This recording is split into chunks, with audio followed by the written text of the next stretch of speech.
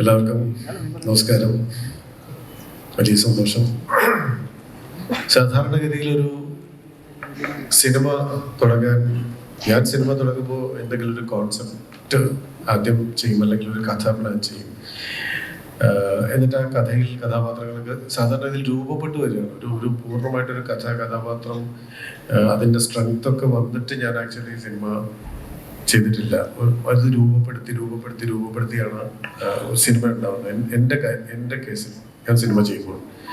പക്ഷേ റേച്ചൽ എന്ന് പറഞ്ഞ സിനിമയുടെ കാര്യം അങ്ങനെ ആയിരുന്നില്ല.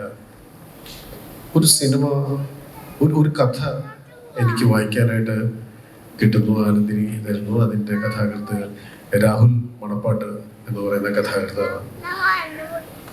വലിയൊരു കഥാമത്സരത്തിൽ, മാതൃഭൂമിയുടെ ഒരു കഥാമത്സരത്തിൽ 1ാം സമ്മാനം കിട്ടിയ ഒരു കഥ. ആ കഥയുടെ ആദ്യത്തെ പാരഗ്രാഫ്, 2 പാരഗ്രാഫ് വായിച്ചപ്പോൾ തന്നെ ഇതിലൊരു സിനിമയുണ്ടെന്ന് എനിക്ക് മനസ്സിലാവുന്നു. അല്ലെങ്കിൽ ഇത്രയും തീക്ഷ്ണമായി ഒരാൾ എഴുതുക, ഒരാൾ അതിൽ തീ ഊറിയിടുന്നത് പോലെ എഴുതിയിരിക്കുന്ന ഒരു ലിറ്ററേച്ചർ വായിച്ചപ്പോൾ എനിക്ക് തോന്നി ഇതൊരു ഭയങ്കര സിനിമ ഉണ്ടല്ലോ എന്ന് തോന്നി. ഇവർ സെലക്ട് ചെയ്ത കഥ, ആനന്ദിനി സെലക്ട് ചെയ്ത കഥ ഇതിലൊരു ഫയർ ഉണ്ടല്ലോ എന്ന് തോന്നി.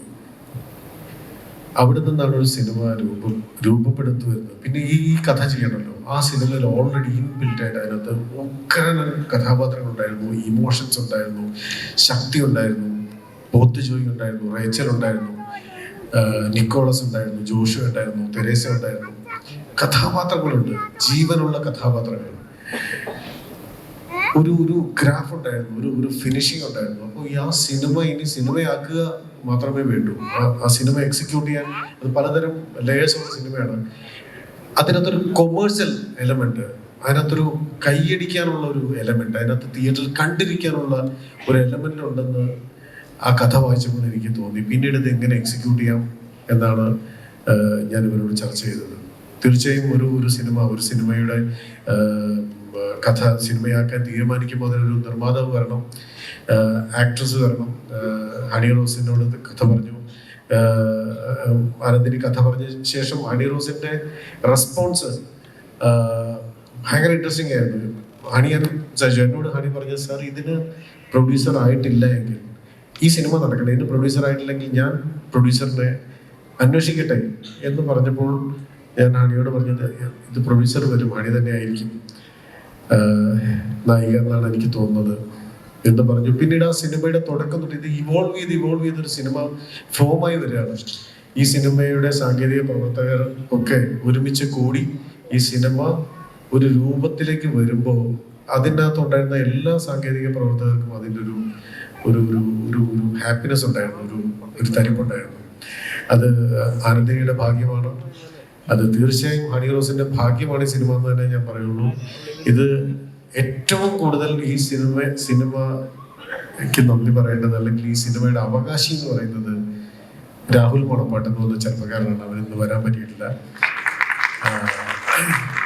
ഡിഗ്രി PGക്ക് പഠിക്കുമ്പോൾ ഒരു 20 വയസ്സുകാരൻ 21 വയസ്സുകാരൻ എഴുതിയ ഒരു കഥയുടെ തീക്കനലിൽ നിന്നുണ്ടായ ഒരു സിനിമയാണ്. ഈ സിനിമയ്ക്ക് ഒരു സത്യസന്ധതയുണ്ട്. രാഹുൽ മണപ്പാട്ടിനോട് ജസ്റ്റിസ് കാണിക്കാൻ മറ്റുള്ളവർക്ക് സാധിച്ചിട്ടുണ്ട് എന്നാണ് ഞാൻ വിശ്വസിക്കുന്നത്. ആ സിനിമ കാണുന്നവർക്ക് സന്തോഷം തിയേറ്ററിൽ നിന്ന് എക്സ്പീരിയൻസ് ചെയ്യാൻ പറ്റുമെന്ന് ഞാൻ വിശ്വസിക്കുന്നു. ബാദുഷ ഈ സിനിമ ഇടയ്ക്കൊന്ന് സ്റ്റക്കായപ്പോൾ, ഇതുപോലെ റിലീസിന് വൈകിയപ്പോൾ ഞാൻ ബാദുഷയോട് ചോദിച്ചു, നിങ്ങൾക്ക് മറ്റൊരു ഇൻവെസ്റ്ററെ എടുത്തെന്ന മറ്റൊരാൾ വഴി റിലീസ് ചെയ്തുകൂടെ എന്ന് ചോദിച്ചപ്പോൾ ബാദുഷ ഈ സിനിമ വിട്ടിട്ടില്ല. സാധാരണ ഇതിലൊരു മനുഷ്യൻ എന്ത് വിചാരിക്കണം, എന്നാൽ ഈ സിനിമ ആർക്കെങ്കിലും കൊടുക്കാം എന്ന് വിചാരിക്കണ്ടേ. ബാദുഷ ഈ സിനിമ വിട്ടിട്ടില്ല.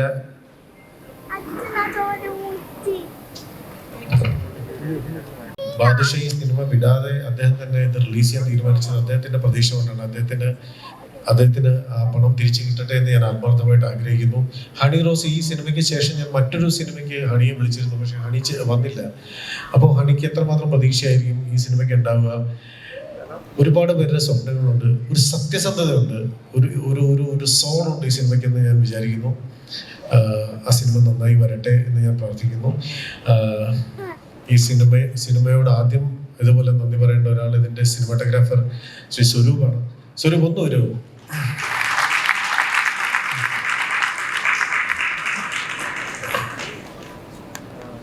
ഞാനൊന്ന് പ്രസന്റ് ചെയ്തതുകൊണ്ട് ഞാൻ എൻ്റെ ആദ്യമധ്യാന്തം ഉണ്ടായിരുന്നതുകൊണ്ട് എനിക്ക് തോന്നി സ്വരൂപിന് കുറച്ച് സ്വരൂപിന് എന്തെങ്കിലും പറയാനുണ്ടാവും. രാധാകൃഷ്ണൻ ഇതുപോലൊരു ടെക്നീഷ്യൻ ഒന്ന് വരുമോ? സൗണ്ട് ചെയ്ത ശങ്കർ, ഇതുപോലെ ടെക്നീഷ്യൻസിന്റെ ബാക്കപ്പ് ആനന്ദിനിക്ക് കിട്ടിയിട്ടുണ്ട്. തീർച്ചയായും ഇതിന്റെ ഈ സിനിമ കണ്ടപ്പോൾ, ഡോൺ വന്ന സിനിമ കണ്ട ശേഷം ഡോൺ ഭയങ്കര ഹാപ്പി ആയിട്ടാണ് സിനിമ അതിന്റെ ട്രെയിലർ കട്ട് ചെയ്തത്. ഡോൺ ഒന്നുകൂടെ വരുമോ? ചെയ്തത് ഇഷാനാണ്. ഇഷാൻ US-ലാണ്. ഇഷാൻ ഇവിടെ ഇങ്ങനെ കുറെ ബാക്കപ്പുകളുണ്ട്.